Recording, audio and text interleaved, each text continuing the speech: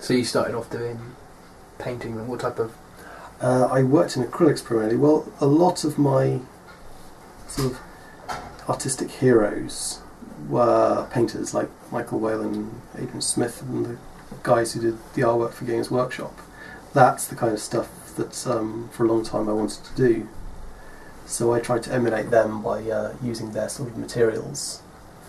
And when I left college, people were much more interested in my comic work, and it's sort of accidentally what I became. I never really intended to be a comic artist, but I think now that it's what I do primarily, I do very much enjoy it. I probably wouldn't switch back permanently to doing anything else. Well, not out of choice anyway. I mean, I'd rather be a poor artist than a rich office worker or something. So how did you take the leap from like school into art college? Was it just the next step? Yeah, pretty much. I got into Games Workshop when I was about 11, I think. And I didn't play the actual miniatures games that much, but the artwork inside the magazines I found very interesting. Being a teenager, I was sort of their target audience at the time, and I realised one day that people actually got paid to do those kind of cool drawings, and I set that as my career goal. And I think everything I learned about art and the industry just made me want to do it more and more. So right from my early teenage years, I've known exactly what I wanted to do, and have been very single-minded about it. If I didn't do this, I'm not sure what I would do actually. But thankfully, I practiced enough that currently I'm doing it for money, which is quite nice. It's kind of the dream, really, isn't it? Yeah. Yes, yeah. If I didn't get paid for it, I'd still do it as much as I could in my free time. So getting paid for it is a rather nice life bonus. I think doing the amount of comic work I've done, or just doing comic work in general, I've learnt a lot of things that will be very useful when I get back into painting. Specifically about speed. And working just with black and white, it helps you learn about where to put all the light and dark tones in an image. It's something I did used to have a bit of trouble with. Since starting comics, I've definitely learnt to visualise my ideas much more quickly. Because in college I did painting primarily, and I would spend days on one image, whereas now I've got to the stage where it feels weird to spend more than a few hours on a finished piece of artwork. Whereas before I could spend like a week on one painting and not regard it as taking a particularly long time. So what's your process for drawing then? Pencil, ink and shading, really. It's really simple. One of the things that I've realised would be a very good idea as a comic artist would be to simplify my process as much as possible. I mean, I'm not the most disciplined of artists, especially when I did painting. I would just sort of jump back and forth between sketching and try to figure out the underpainting, and then doing some more sketching on top of that. And then the final drawing would usually be in pen, so the lines remained clear underneath the first few layers of paint. But with this, I sketch out something very lightly, then add more detail to the sketch, and then draw the lines, and then do the shading. And I think really, especially when you're under pressure or under time, sort of tight deadlines, having almost a production line process that you don't really have to think too much about can be very useful.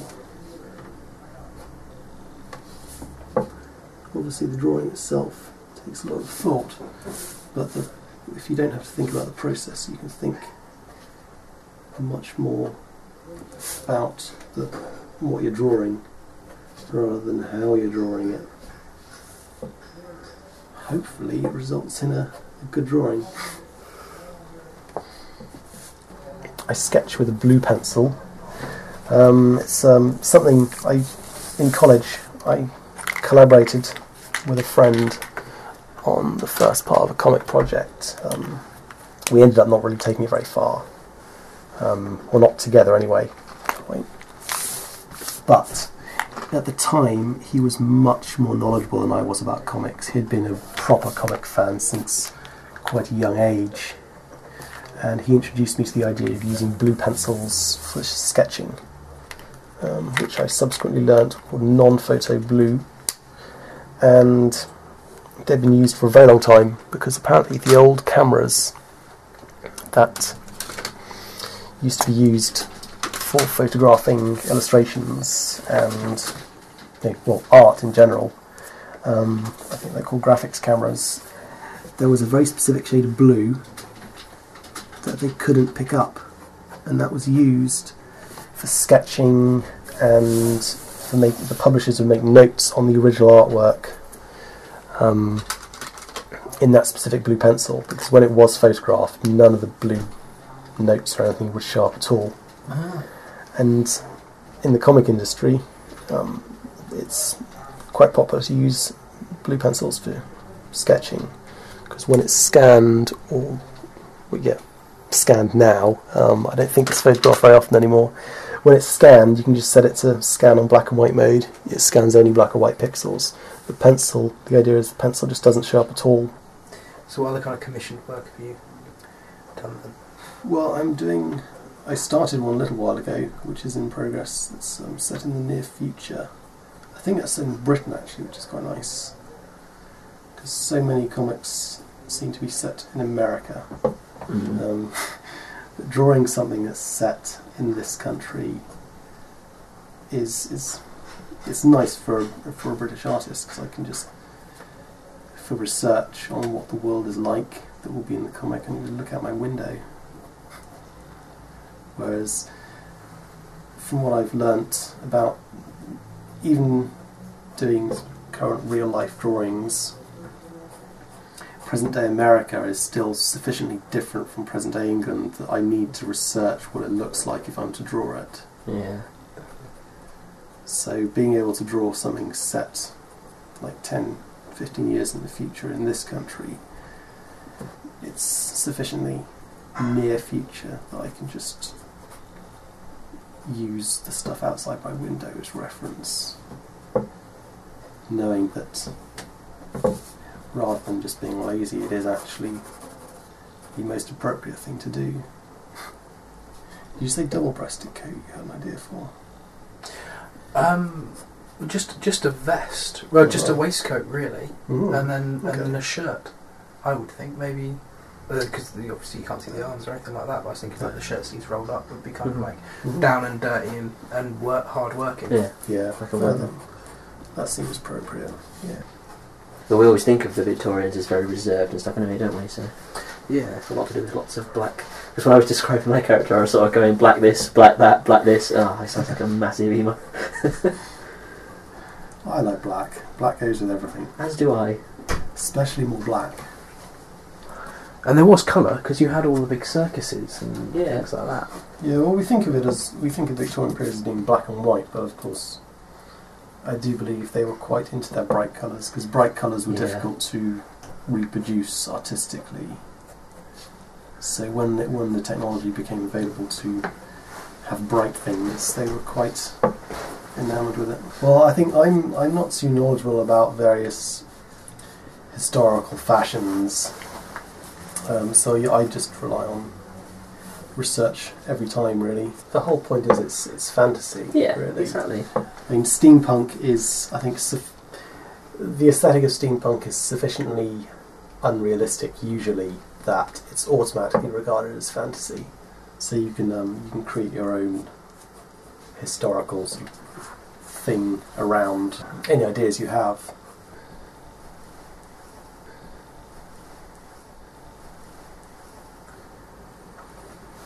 Are there any particular actual comic book artists that have really stuck in your mind?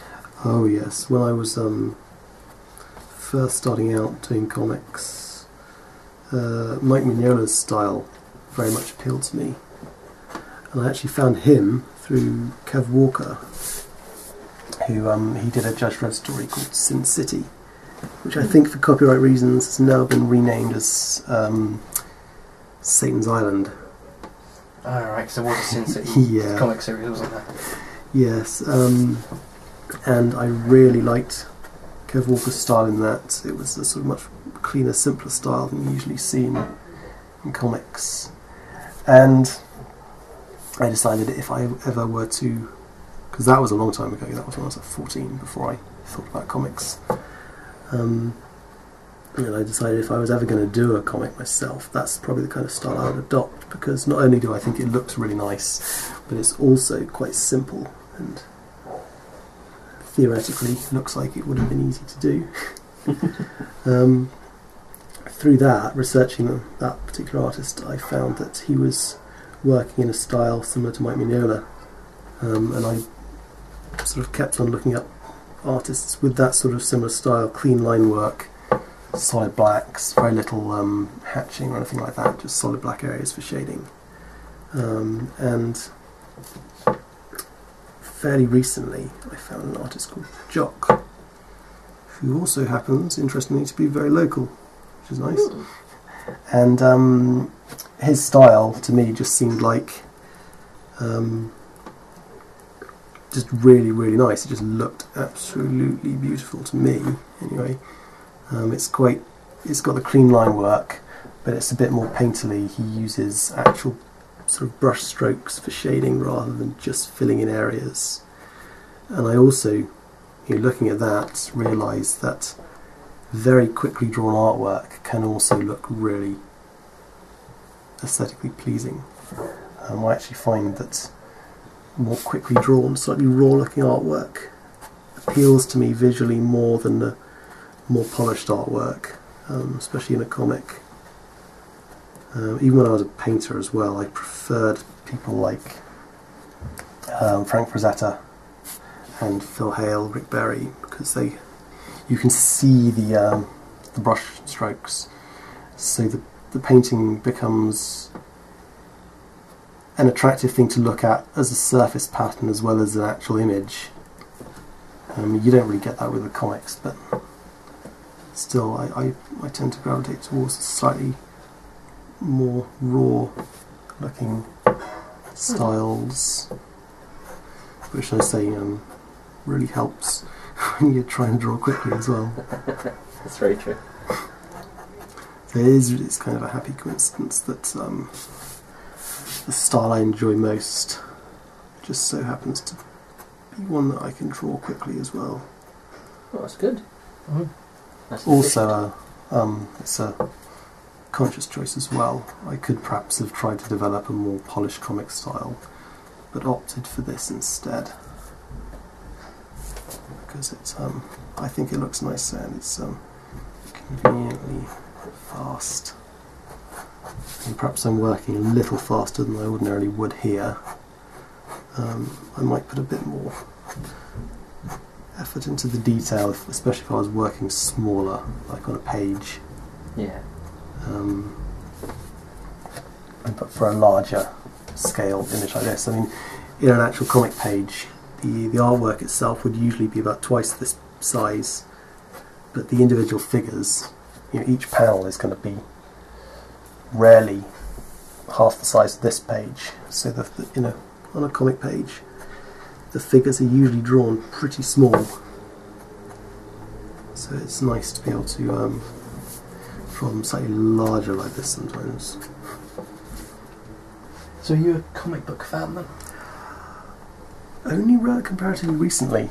I didn't really consume comics much as a youngster. I was more into the more painterly illustrators. But I did buy 2000 AD religiously when I was about 14, 15. Stopped after about a year or so. but it's only since actually becoming a comic artist that I've started to consume comics more, because you don't need to necessarily be a comic fan in order to have the artistic knowledge necessary to draw comics. It does help, because you've got if you're a comic fan, you're going to have the historical knowledge is very useful. But the purely artistic knowledge it's not necessary to be a comic fan in order to have the knowledge of how to draw comics. But they are fun to read, and I would buy them a lot more often if I could afford to. Do you think it's been a good thing to not be so bogged down in it during your formative years, because you're not thinking about other people's characters necessarily? I think so, yes. Drawing other people's characters, I think, can be a useful learning tool, but again, I've seen a lot of amateur sort of wannabe comic artists who get too bogged down in trying to draw other people's characters. It's like they can draw Batman amazingly well, but if they're asked to draw anything else, they can't, because they've just practiced drawing just the stuff they really like, which is fine if that's all they want to do. But if you want to actually make it as a professional, you have to be able to draw anything really.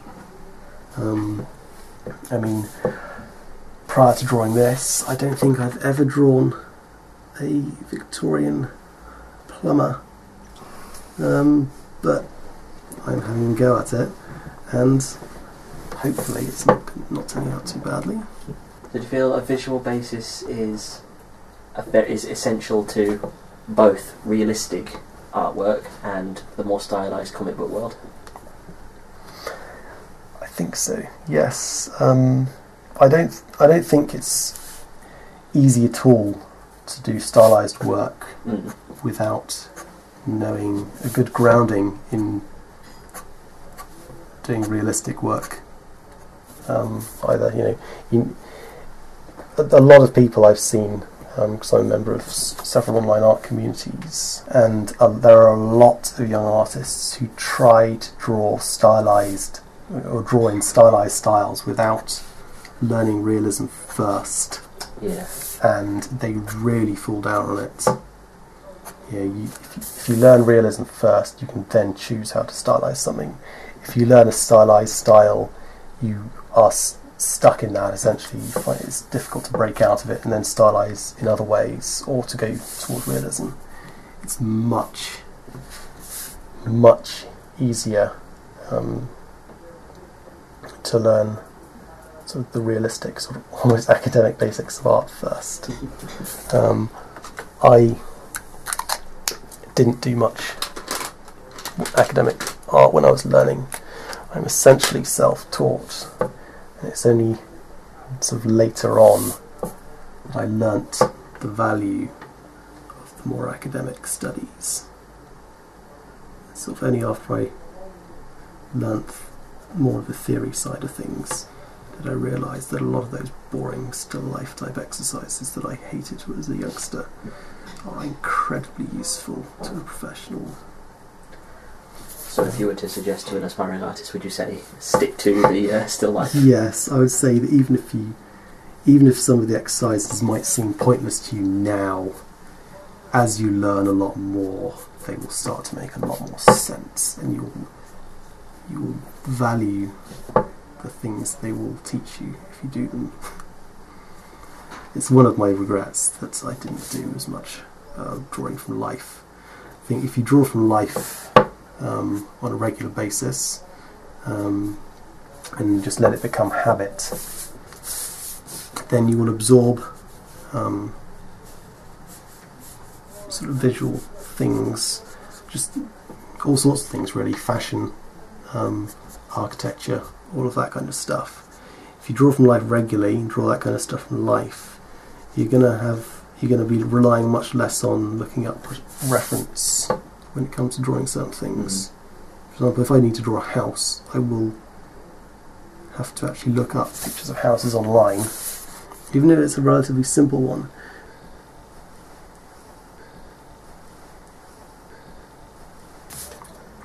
How do you feel your style would translate from, say, a comic book into an actual whole graphic novel?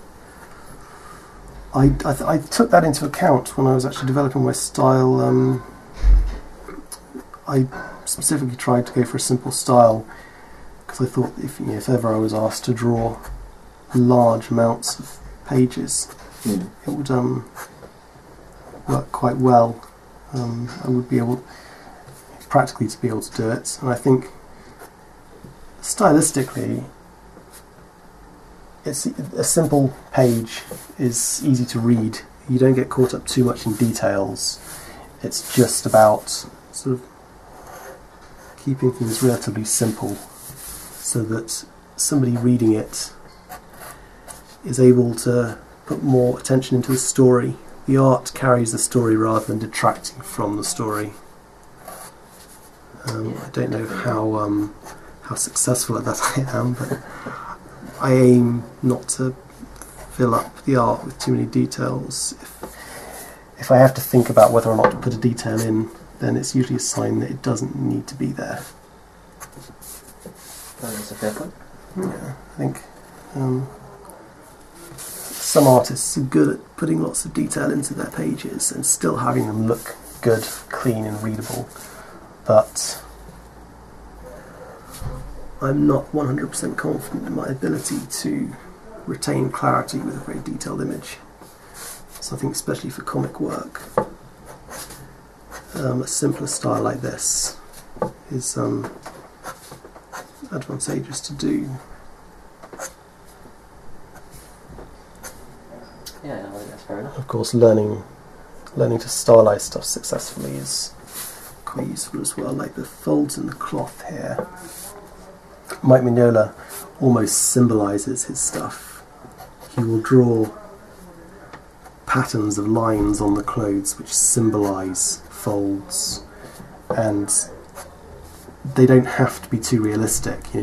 Anyone who's looked at more than a couple of his pages, you just know after looking at it, these are folds in cloth, or this is worn metalwork. It's like he goes even more than just stylising, and actually goes into symbolising it. Yeah. And I don't go quite that far, but turning details like the folds into just simple individual lines helps. It suits this style. I remember when I was younger, I found folds in cloth really hard to get the hang of. I must say it's something in my own little doodles I've struggled with as well, so Yeah, I feel your pain. Yeah, I think it's something that you learn with experience, really. I used to be terrible at it, but I just looked at clothes. I mean, most of the time, I don't know about all of the time, but most of the time, if you're going to be drawing, you're probably going to be wearing clothes, so you have reference available. And now, instead of the old brush, I am going to do the lazy man's way of a plastic tube filled with alcohol. Can you expand on that a little bit more, because I don't really know? Yes, I used to fill in large black areas with a brush and India ink, but I subsequently learned that some comic artists just use a permanent marker because it's so much quicker and more convenient, especially at conventions. But it is just so much easier to use a marker, and with comic art, the subtle nuances of colour in the original drawing are irrelevant because it's going to be reproduced as pure black and white anyway. So it makes no difference to the printed artwork whether the large black areas are filled in with expensive India ink or really cheap markers. And for the sake of speed, a marker is very useful. And they're also, as I found out, the very first marker I bought started to run out. And when they start to run out, they get really useful for shading. And they create a sort of streaky effect that makes nice grey tones. which I will see if I can pull one out of my desk and do that near the top of this guy's waistcoat.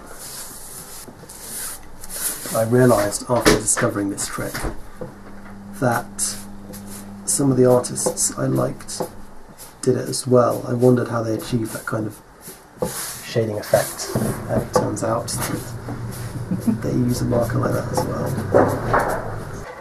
So how long would it take you to draw a panel? A panel? Well, I suppose a page. Yeah. I usually work it out as per page. I try to be able to draw a page a day. That's starting with a blank sheet of paper, and at the end of the day having a fully inked page in front of me. Not always does that work. Sometimes I can do it quicker, sometimes it takes a lot more time. A lot of it depends on what I'm actually drawing. A couple of weeks ago I drew a panel which had a view of a street in perspective. I had to draw like a dozen houses. That took quite a long time because buildings is something I'm still not very good at. Perspective annoys me. But again, it's one of those things that it may annoy me, I may find it difficult, but as a professional artist it's not very good to not be able to draw those things. You have to just be able to try and draw anything that's asked of you. I've not drawn sort of mundane things that much when I was younger. When you draw something from life, you fix the details in your mind. Every time you draw something, you fix the details in your mind more. If you just look at you look at a house in real life, you're not going to fix every detail in your mind just by looking at it. By drawing it, you really do sort of burn the image into your mind, so that when it comes time later, perhaps when drawing a panel, if I'm asked to draw a house, or if you've drawn from life a lot, you'll find it much easier to draw upon a reference library that's in your head rather than on Google or something. An artist's best friend. Oh. This is almost run out, I think.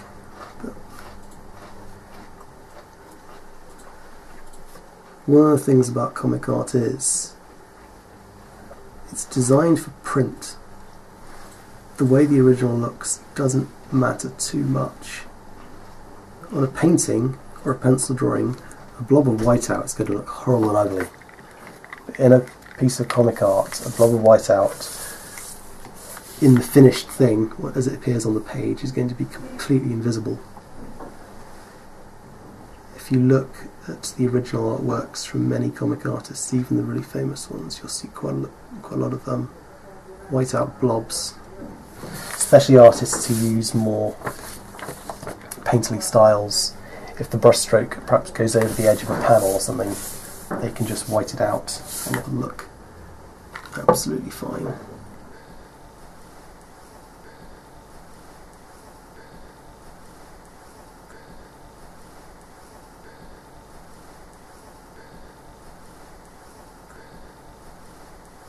I was watching QI a while back, and apparently, even as late as World War I, they had people would send opiates to the soldiers on the front. Really? Yep, they got needles, yeah, I remember that one. cocaine, heroin. Like So it was all perfectly legal, and they In a hamper? Yeah, they called it a welcome basket or something, I think, or You do not want to have a bad trip in a foxhole Well, or a trench. One of the history teachers I used to work with was telling the kids and me that, you know, that football game everybody always talks about between the Germans and the guys. Christmas Day, yeah. It's because the Germans were high on coke and things like that, and LSD and stuff, because it's sort of just been invented around that time, and that's why they would come out on a bit like, hey, let's play football. Oh yeah, people skip over that little bit, don't they? Apparently, again, this is just what I was told by one history teacher, but it would explain it.